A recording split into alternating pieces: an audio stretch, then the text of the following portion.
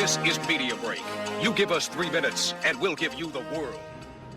A 7.4 earthquake hit off the shore of Myasha Island on Riza at around 900 hours this morning.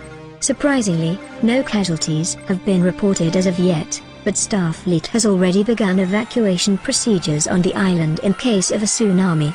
However, many of the island natives are reluctant to leave, and there have been no signs of any oceanic disturbances after the earthquake. The government of Riza has been urging the natives to comply. Safety is their #1 priority, and they promised they would do whatever force necessary to get them off the island. As you can see from the footage, many islanders are refusing to leave their homes, and some are in panic. Starfleet officers are trying to get the islanders onto the shuttles as fast as they can. 3 dead police officers, though seriously wounded. Officer Frank Fredrickson escaped and identified this man. Clarence Boddicker, unofficial crime boss of Old Detroit, now sought in connection with the deaths of 31 police officers. Today he's at large, while doctors at Henry Ford Memorial Hospital fight to save the life of Officer Frank Fredrickson. At exactly 600 hours and 23 minutes, a bomb suddenly went off inside the Federation Embassy on Arcadia. About 12 people were found dead and 47 were critically injured. The investigation of this incident is still going on. However, Starfleet investigators already suspect that members of the KDF might be behind this terrorist attack.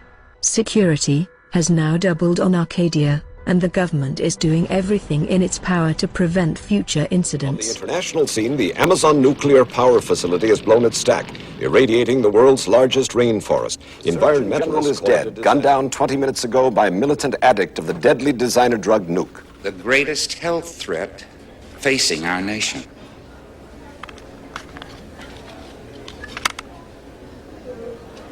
Nuke. The most addictive narcotic in history. A plague that...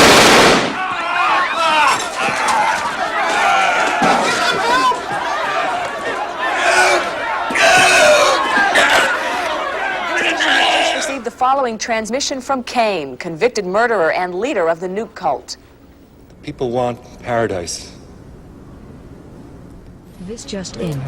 Thousands gather here today at the Capitol building of the United Federation of Planets, located in Paris, France, on Earth. A large number of these people came from all over the sector to protest against the current war between the Federation and the Klingon Defense Force.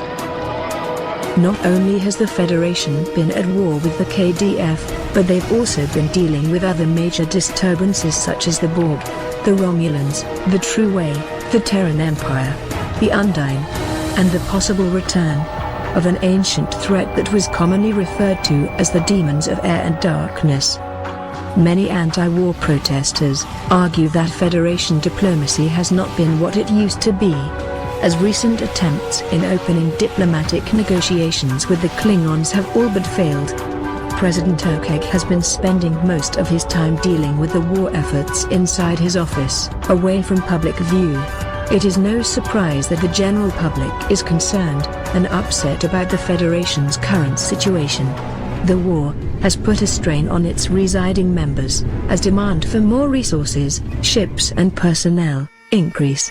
The deaths of countless loved ones has left thousands of families in despair, and the death toll of Federation officers has already reached over the millions. Worried parents and guardians have been questioning whether or not it's safe to let their children join Starfleet. The Andorian president has had very strong opinions against the war, and has felt guilty ever since she gave the Federation permission to recruit the Ina into their ranks. Communities from all over the sector are demanding their loved ones to be brought back home from the conflict that has kept them separated for many years. However, the Federation needs all the help it can get, so they have not even considered backing down just yet.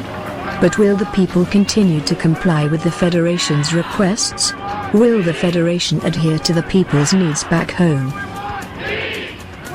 Back at the Capitol, the protests will continue. 10,000 acres of wooded residential land were scorched in an instant when a laser cannon aboard the Strategic Defense Peace Platform misfired today during routine startup tests. Casey? Yes, it was a day of mourning for the families of 113 people known dead in the South.